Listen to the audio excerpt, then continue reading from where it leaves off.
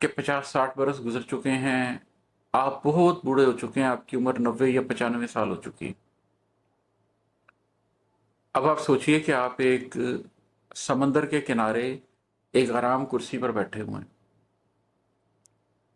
अभी नहीं, बंद आंखों से आप ये महसूस कीजिए कि उस आराम कुर्सी पर आप बैठे हुए हैं और सूरज डूबने का वक्त है और बड़ी प्यारी समुंदर की हवा चल रही है, ब्रीज चल रही है।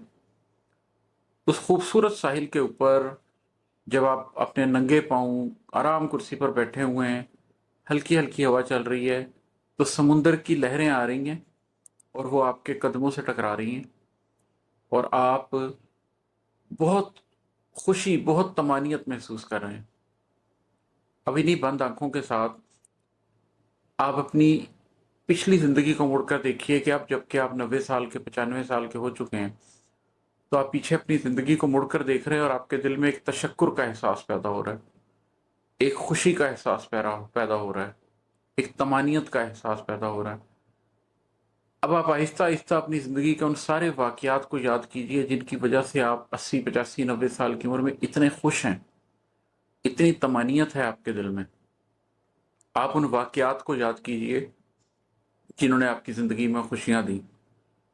आप उन लोगों को याद कीजिए जिन्होंने आपकी ज़िंदगी में खुशियाँ दी। आप उन चीज़ों को याद कीजिए जिन्होंने आपकी ज़िंदगी में आपको खुशियाँ दी। खामोशी इख्तियार कर लीजिए और किसी टाइम ये एक्टिविटी करके देखिए कि जब आप इस तरह आंखें बंद करके बैठे रहते हैं चंद मिनट और अपनी एक हाइपोथेटिकल 90 साल की उम्र में ये सारी खुशी महसूस कर रहे होते हैं, तो आप एक्चुअली क्या देख रहे हैं। जब आप ये एक्टिविटी पूरी कर लें और आप वो सब कुछ देख लें जिसकी वजह से आपको अपनी ज़िंदगी में वो खुशी हासिल हुई है, तो आहिस्तगी के साथ अपनी आंखों को खोल लीजिए। जो हकीकत आपने देखी थी, ये वो है जो आप ज़िंदगी में चाहते हैं कि डेथ बेड पे आपको नसीब हो। अब अगर आप अपनी ज़िंदगी के शब रोज़ में इसी के लिए स्ट्रगल कर रहे हैं, तो आप एक कामयाब शख्स हैं।